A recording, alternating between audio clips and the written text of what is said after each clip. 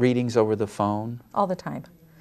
So today I had a client from San Francisco, actually. Tomorrow I have one from New York. I get clients from all across the country. Yeah, and I think I received an email about you being on a cruise ship. I'm teaching on a cruise ship going to Alaska at the end of August. I'm all excited about that. I have always wanted to go to Alaska, so I'm glad that they asked me. Uh-huh. And then you've taught, what are you going to be teaching on the cruise ship? Astrology or No, your crystal jewels? healing. This one is going to be on my Jewels of the Lotus crystal healing, and it's a group called the Sea Angels Psychic Cruise Line. So Sea Angels has invited me 4 times before, and I've gotten some good marks with them. I wonder if Doreen Virtue's ever gone on one of those. I haven't seen her. Yeah. Yeah. Now, you've also taught some classes at Infinity. I have. Healing with crystals, different Rasa Vidya astrology classes, making tinctures and gem medicine based on your astrology, but also my basic Jewels of the Lotus class. And so can you tell me what kind of tinctures people would make based on their astrology? Well, in this class... Well, what is a tincture? What is a tincture? Yeah. It's gem medicine, very much like you get an herbal tincture at the store. This is based on the vibrational medicine of gemstones. So what happens is we do what's called your Rasa Vidya astrology. It's a Tibetan health chart.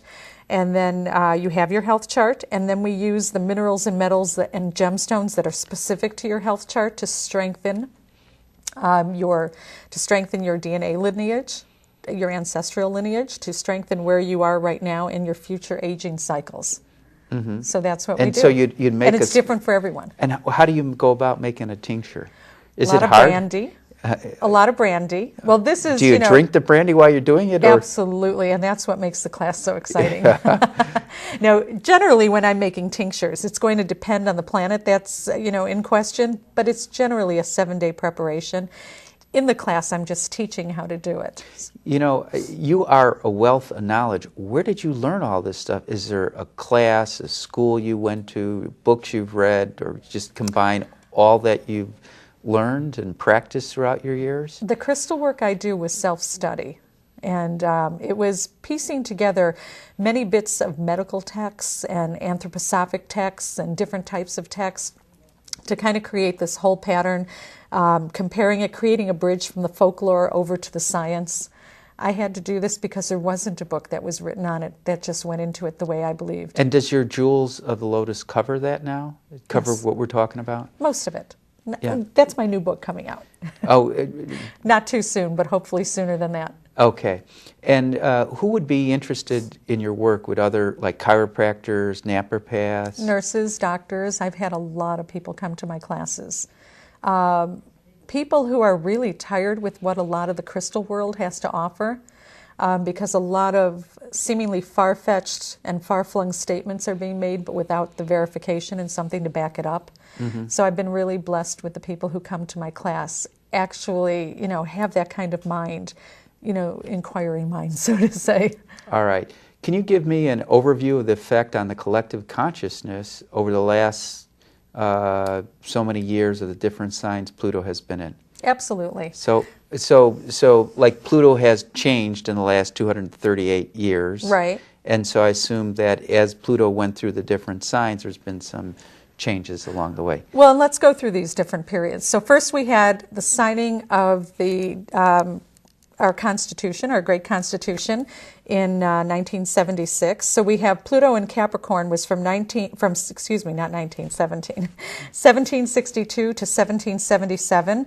And Pluto rules, and in the sign of Capricorn, Capricorn rules administration. So here we saw the formation of the United States government. It marked the signing of the Declaration of Independence, and Pluto rules resources. And this showed us that our nation's greatest resource was our Constitution. And then Pluto... I just add, provided we follow it. Right, exactly. Yeah. Then Pluto went into Aquarius from 1777 to 1799. Now Aquarius rules electricity. And during this period we had the electrical discoveries of Galvani and Voltaire, which was great. And then we also had Tom Paine's book, because it also rules humanitarian concepts. And we had the book, The Rights of Man, in 1791, was paved the way for humanitarian concerns and efforts for men, women, children, and slaves. Then Pluto went into Pisces. Pisces is a rather nebulous sign.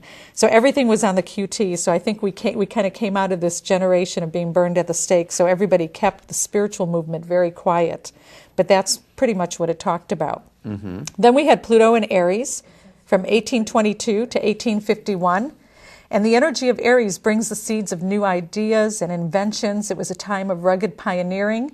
And so here it brought political, scientific, and social and economic revolutions. So it's the start of the Industrial Revolution? Not quite yet. That's next when it goes into Taurus. This was actually America forging its own destiny and going west, and the gold rush, the California gold rush. Then we go into Pluto and Taurus. And it was there for a long time, 1851 to 1882, and we saw the Industrial Revolution. And the first oil wells were drilled here. Boy, I can't say that fast. Then we also saw the agrarian reform. Taurus rules farms, commercial exploitation of nature's bounty, and the forces of materials. So I'm a Taurus, so that's why I like to garden so much. That's why you like to eat so much. Yeah. We've eaten out before. Yeah.